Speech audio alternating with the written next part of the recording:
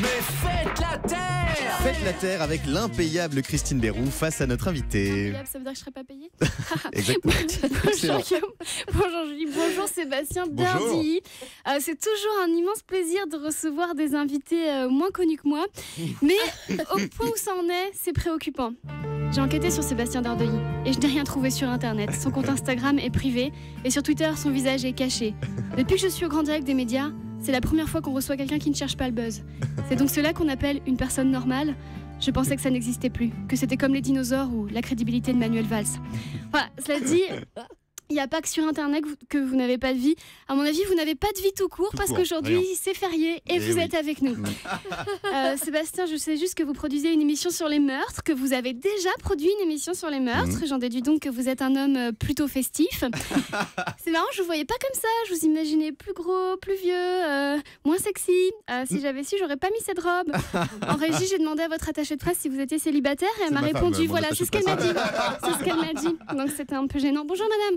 Alors, demain soir, votre émission s'appelle Tout l'accuse. Vous mélangez des témoignages, des reconstitutions et de vrais avocats. Votre émission est diffusée juste après TPMP. Une pensée pour Cyril Hanouna qui aura donc encore des avocats après lui.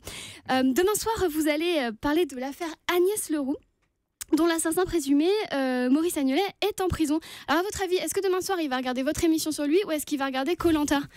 À mon avis, si j'étais lui... lui souhaite. Ouais. En fait, si j'étais lui, je tenterais de zapper très très vite entre les deux pour que Denis Brognard me donne le totem d'immunité pour être acquitté. Voilà, on sait jamais s'il nous écoute, de rien pour le conseil. J'adore aider les serial killers. Bien. Alors, vous allez aussi parler de... C'est pas un serial killer. Ah bah oui, c'est vrai. Et puis en plus, on n'a jamais retrouvé le corps. Donc ça se trouve, il est innocent. Non, pour la justice, il est coupable. Ah d'accord, oui, j'ai regardé le documentaire. Il y a un film qui a été fait. Aussi. Voilà, j'essaye de... Il est très mignon, il a des beaux yeux.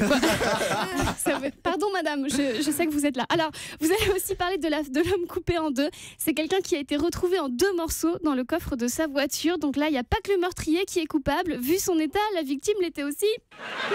Voilà, n'est-ce pas? Mais moi, je pourrais pas tuer quelqu'un parce que c'est trop dur de cacher un corps. Ça fait au minimum 50 kilos et moi, je saurais pas cacher 50 kilos. Déjà que j'arrive pas à cacher les 4 kilos que j'ai pris pour Noël. Alors, non, mais j'ai remarqué dans toutes les enquêtes les plus savoureuses de coupables, c'est la personne qui, depuis le début, est la plus discrète. Par exemple, s'il y avait un crime à Europe 1, le top pour votre émission, ce serait que ce soit Julie qui ait fait le coup. Bien sûr. Voilà, mais Julie, elle a toujours un alibi en béton. Elle est toujours soit chez elle, soit dans ce studio. En même temps, c'est facile, c'est le même endroit. Donc voilà, c'est la fin de cette chronique, mais je voulais vous demander de rester avec nous quelques temps parce que vous vous y connaissez en personnes disparues et dans les médias, il y a plein de gens qui disparaissent. Patrick Sabastier, Tataillé, Annie Pijol, Olivier Adriaco. Voilà, on compte sur vous pour les retrouver. Merci beaucoup. Merci Christine, merci à nos invités Sébastien Dardilly et Marie Grimaud. Rendez-vous donc demain soir sur C8 pour découvrir les 2 premiers épisodes de Tout l'accuse.